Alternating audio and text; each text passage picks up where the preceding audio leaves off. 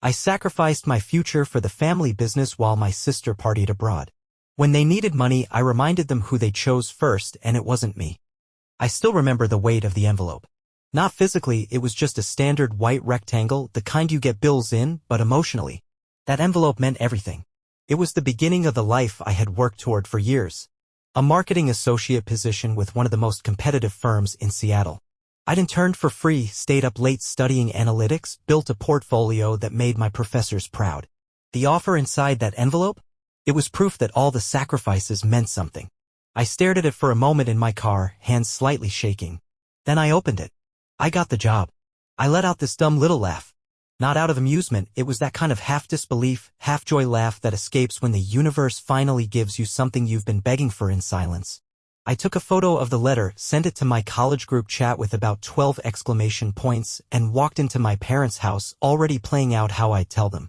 The kitchen smelled like cinnamon. Mom was baking something for the store again.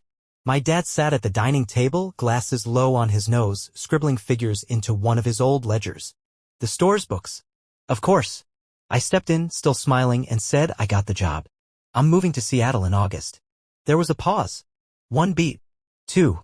Mom didn't turn around. In August, she said, like I told her I planned to get arrested. That's when the fall inventory shipments come in. Who's going to help unload everything? Dad looked up over the rim of his glasses. That's great, son. Really? But Seattle? That's across the country. That's where the job is, I replied slowly. It's what I've been working for. They exchanged a look, that silent parental telepathy that always left me out of the conversation. Dad cleared his throat. How about this, you stay just for a bit longer. Help us get through the fall season. You know your sister's not here to pitch in. Just 6 months. That's all we're asking. Your sister, right? Avery was finding herself somewhere in Southeast Asia. She had dropped out of college halfway through sophomore year because traditional education didn't align with her soul. My parents had clapped at her bravery. Booked her flights, set up a monthly stipend. I, meanwhile, had worked 3 jobs through college, paid off my loans before I graduated. Never once asked them for help. I already signed the acceptance, I said quietly. They want me there by August 20th. Mom finally turned to face me, wiping her hands on a dish towel. Her voice was gentle, rehearsed. Sweetheart, we know how hard you've worked. But this is a family business. Your grandfather built this store from nothing. Your father kept it alive through 2 recessions. We just need a little more time. You've always been the dependable one. There it was. The line I'd hear in various forms for the next 15 years. You've always been the dependable one. The subtext was always the same, Avery is delicate. You are not. Avery needs space. You do not. Avery gets to dream. You get to cover for her. I don't even remember agreeing. I just remember the quiet sort of resignation that settled over me like fog. I put the offer letter back into its envelope and slid it into my desk drawer. 6 months turned into a year. Then another. I stopped checking LinkedIn. Stopped talking to my college friends as often. It was too exhausting pretending I still had plans. I worked 6 days a week at the store. Started doing the ordering, inventory, even payroll when Mom's migraines got worse. I fixed the leaky ceiling in aisle 4 myself because Dad said hiring someone was too expensive. I learned how to argue with suppliers, deal with angry customers, and unclog toilets during peak hours. Meanwhile, Avery posted photos from Mykonos, Dubai, Bali. 1 month she was attending a healing retreat, the next she was ziplining through Costa Rica with people she met at a silent meditation hostel. Every photo glowed in golden light. Her captions were full of poetic one-liners and hashtags about manifestation and gratitude. Every time I scrolled past them, something in my chest twisted. Did you see Avery's latest post? Mom would ask over dinner, phone in hand. She looked so free. I'd nod, forcing a smile as I massaged the cramp out of my overworked hand. Free. Yeah. That's one word for it. The real sting didn't come from the work. I don't mind working. It was that no one seemed to notice I'd given up everything. When Avery flew back to visit, once a year, maybe less, she was greeted with balloons at the airport. Home-cooked meals. Long hugs. I once mentioned that I was thinking of taking a weekend trip to Chicago. Just a weekend. Mom blinked at me like I'd asked to move to Mars. Who'll handle the store while you're gone? I didn't go. I turned 30 behind the register. My birthday came and went. No cake. No dinner. Not even a happy birthday until I reminded them mid-shift. Avery's birthday, on the other hand, was an event. They mailed her a surprise gift basket across the world, full of handmade items from the store, and posted a tribute on the store's Instagram page. She reposted it with hearts. I didn't comment. One night, I was closing up the store alone. The silence was thick. My back hurt. I hadn't eaten since noon. As I turned off the lights, I caught my reflection in the front window. I didn't recognize the man staring back. Not because I looked different. Because I looked like someone who had disappeared. That night, I opened my old drawer. The envelope was still there, a little more yellowed, a little more bent. I slid it out. Read it again. Then I cried. Not loud, not dramatic. Just quiet tears, slow, tired ones that come from too many years of being everything for everyone but nothing for yourself. The next morning, I showed up at the store as usual. Because that's what dependable people do. I told myself I'd leave soon. Just as soon as the holidays passed. Just as soon as we trained someone new. Just as soon as Dad recovered from his cold. Just as soon as Avery settled down. Just as soon as someone finally told me I was allowed to choose myself. But no one did. Because they never planned to. It was around year 6 that I stopped expecting any kind of acknowledgement. Not a thank you. Not even a nod. I'd become part of the wallpaper, always there, always useful, never seen. People in town started calling me the store guy like that was my first name. And I started answering to it too. What else was I supposed to be? I'd fall asleep thinking about all the lives I wasn't living. About Seattle. About the job I never took. The apartment I'd imagined overlooking the water. The coworkers I never met. The me I never became. Avery, on the other hand, was becoming a brand. Somewhere around her 2nd or 3rd year abroad, she launched a blog, Avery Across the World. Then a YouTube channel. Then brand deals. I saw one of her videos once, a house tour in Bali. Her soul space, she called it. Indoor hammock. Infinity pool. Books she probably never read. A dog she rescued, named Leo. A boyfriend with man-bun energy who talked about frequency shifts. The comments were full of people calling her inspirational, brave, and icon. Meanwhile, I was unclogging a slushie machine while wearing a polo shirt with my name embroidered on it. Mom kept talking about how proud she was of Avery.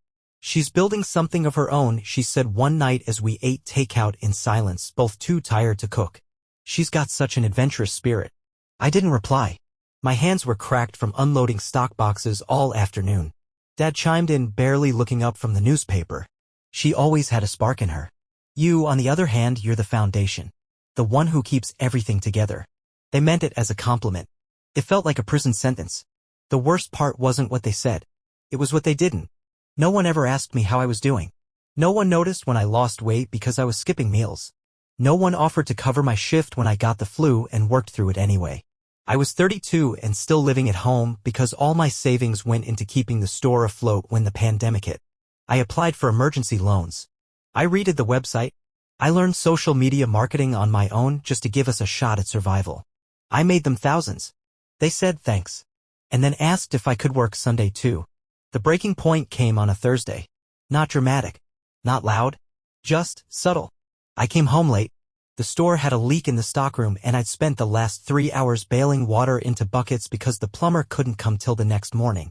I walked in, soaked to the bone, smelling like mildew and dust. And there they were. Mom and Dad, sitting at the kitchen table, glowing at a laptop screen. Come look. Mom beamed. Avery's been featured in a magazine. Travel Soul or something. I walked over, still holding my wet jacket.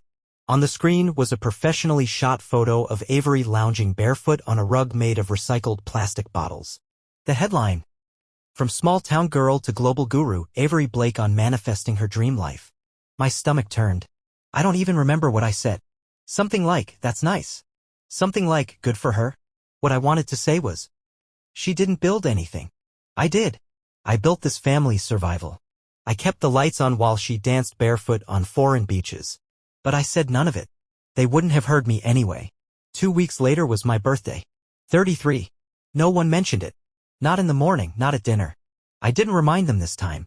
Didn't feel like earning my own celebration. Instead, I spent the evening alone in my room eating leftovers cold from the fridge. Scanned Instagram. Avery had posted a throwback video montage of her recent birthday week, yacht parties, private dinners, spa days. Captions full of glowing gratitude. I'm so blessed, she wrote. Thank you, universe. The only thank you I wanted was from my parents. And it never came. After that, something inside me shifted. It wasn't a dramatic explosion. It was quieter than that. like a string finally snapping inside a worn-out violin. I started saying no. Small things at first.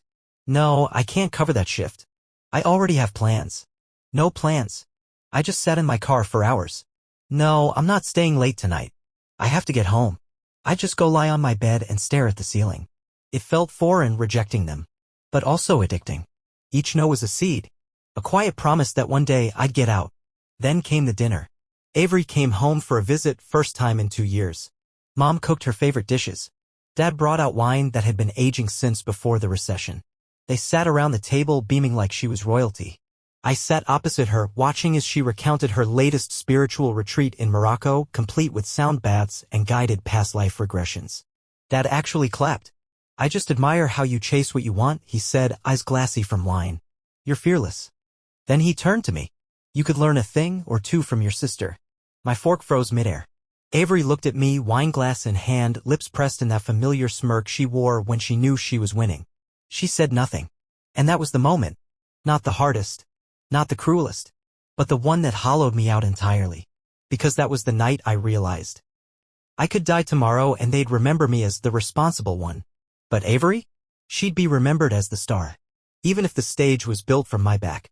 That night I packed a bag. Didn't leave, not yet. But I started. I opened a separate savings account. Applied for a remote marketing course at night. Started declining every extra shift they threw at me. I was done being the glue for a family that never noticed it was me holding the pieces together. The guilt came later. It always does. Years of conditioning don't just evaporate. I'd lie awake wondering if I was a bad son. If I was selfish. If maybe they really did need me more than she did.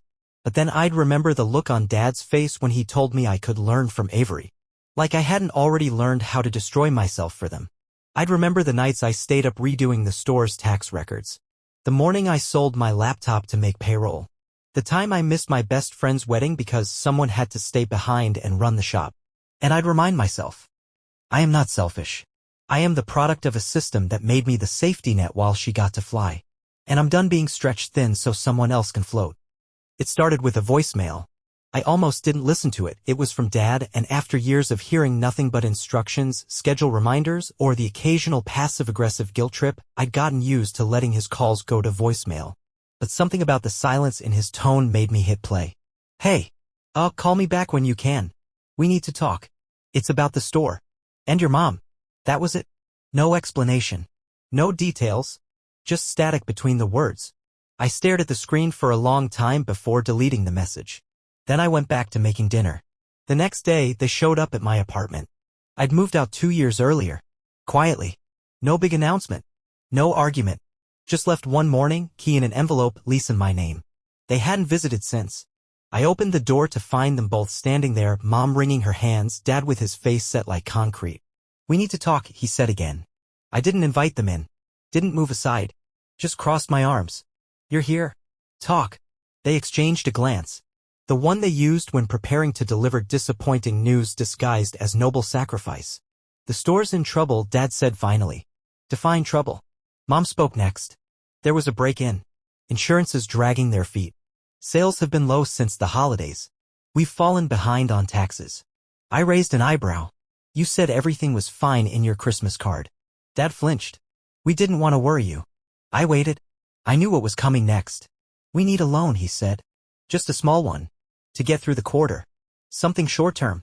We know you've always been good with savings. There it was. No, how are you? No, we're proud of you. Just straight to the ask. Like I was a vending machine they forgot existed until they needed something sweet. I didn't say anything at first. Just reached over to the table and picked up my phone. With a few taps, I opened Instagram and turned the screen toward them. It was a post from Avery. Taken 3 days ago. She was poolside in Santorini. Wearing a silk robe, sipping champagne, holding up a peace sign. The caption read, just dropped $6,000 on a weekend I'll never forget. No regrets. Life is for feeling, not saving. Below it, a carousel of photos, the yacht, the seafood tower, a private massage tent with rose petals in the shape of a heart. I looked up at them. So what exactly are you asking me for again? Dad stiffened. This has nothing to do with your sister. It never does, I said flatly. Until it does. She's not in a position to help, Mom added quickly. Her money is all tied up. Tied up in what? Hashtags and sunsets. Her eyes narrowed. That's not fair. I leaned against the table, still holding the phone in my hand. You remember when I asked to take that internship in Seattle? The one I got on my own? The one I turned down to run your failing store while Avery went to find herself in Costa Rica. Silence. You remember when I worked through the flu? When I maxed out my credit card to cover inventory? When I gave up 10 years of my life so you wouldn't have to close the doors? Still nothing. You didn't come to me then. Not to say thank you. Not to ask how I was doing. Not even to wish me happy birthday. Mom's lip trembled. That's not true. We've always appreciated you. Funny way of showing it. Dad stepped forward, voice hardening. This isn't the time to bring up old grievances. We're in a crisis. I laughed. It was short, sharp, and ugly. No, you are. I'm not. I got out. His face turned red. You'd let your own parents go under? After everything we've done for you. That line, after everything we've done for you. I felt my jaw clench. The old shame rose up in my throat, but this time it met something harder inside me. Something unmovable. I walked to the door and opened it. There's a credit union 2 blocks down, I said. They do emergency small business loans. Maybe Avery can co-sign. Mom gasped. You can't be serious. I didn't flinch. Dead serious. We're family. Now you want to use that word. Dad's voice turned cold. You're making a huge mistake. I shrugged. No bigger than the one I made when I stayed. They didn't move at first. So I just stood there. Waiting. Eventually, they stepped out. Before the door closed, Mom turned back, voice barely above a whisper. You'll regret this. I didn't answer. I just locked the door. That night, I poured myself a drink and sat in silence. No music. No TV. Just me and the echo of 1,000 quiet sacrifices I'd made for people who only noticed when I stopped making them. For the first time, I didn't feel guilty. I felt clean. Like something heavy had finally been set down. They called. Left voicemails. Texted. Nothing dramatic. Not yet. Just a slow drip of pressure. Mom, we just need a little help. Dad, you don't have to give much. Just something. Avery, even, can you talk to them? They're stressing me out. That last one made me laugh out loud. I didn't answer any of them. A week later, I got a letter in the mail. Handwritten. Unfamiliar penmanship. Inside was a note from one of the old employees at the store, Linda, a cashier who'd worked there since I was in high school. She'd been let go. They said they couldn't afford payroll anymore, she wrote. I just wanted to say thank you. You always treated us like people, not like labor. I hope you're doing okay. I folded the letter and stared at it for a long time. Then I opened my laptop. Logged into the store's bank account. I still had access. Dad never changed the passwords. The numbers were worse than I expected. They were drowning. I didn't bail them out, but I did make a transfer. $2,000. To Linda. Just enough to cover rent and groceries for a couple months. Then I logged out of the account for good. 2 days later, Avery posted a photo from Dubai. Desert dreams and designer heels. I screenshotted it. Saved it to a folder I titled. Reasons I said no. I sacrificed my future for the family business while my sister partied abroad. When they needed money, I reminded them who they chose first, and it wasn't me. Part 4. Never again the backup plan. It took 3 weeks for the silence to settle. The calls slowed. The texts stopped. And I stopped checking for either. I didn't block anyone.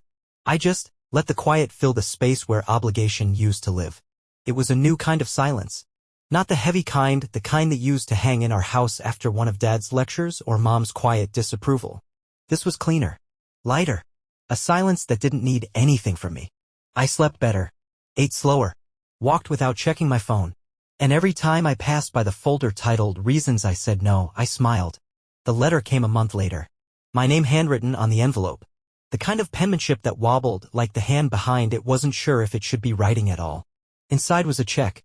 $8,640. Exact total of the loan they'd requested. Tucked in with it, a note in Mom's cursive. You made your point. We won't ask again. Use this for something that's finally yours. That was all. No apology. No, we were wrong. But not denial either. They saw it now. What I'd done. What they hadn't. I sat with that check in my hand for an hour.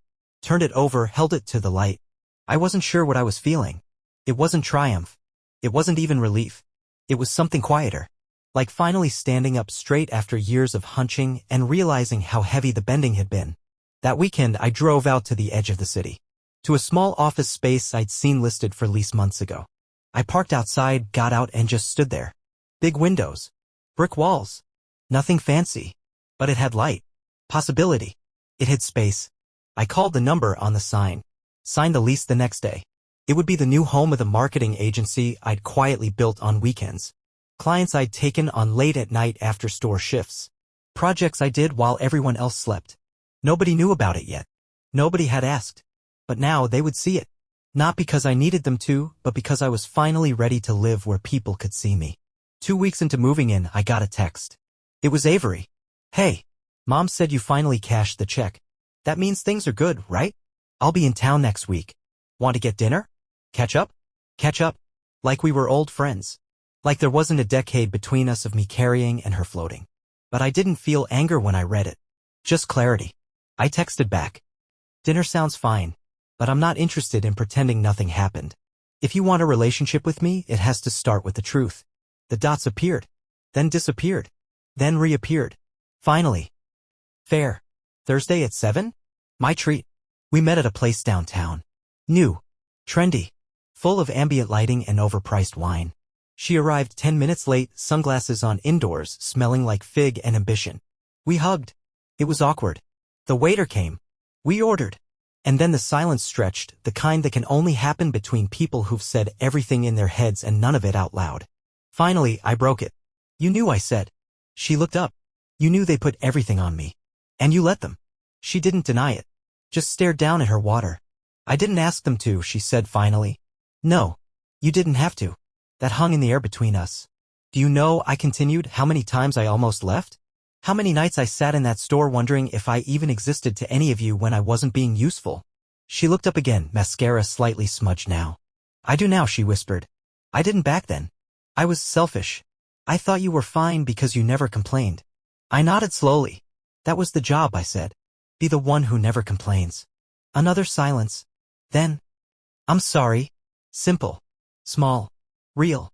Not for show. Not for a caption. I looked at her, not the curated version, not the filtered traveler, but just her. And for the first time in a long time, I didn't feel resentment. Just distance. And a strange kind of peace. Dinner ended with a hug. Less awkward this time. We didn't make promises. We didn't say, let's do this more often. We just walked away. 2 adults. 2 siblings. 2 very different histories finally acknowledged. Back at my apartment, I poured a glass of wine and stood at the window. The lights of the city blinked back at me. Not in judgment. Not in longing. Just there. Like they'd always been.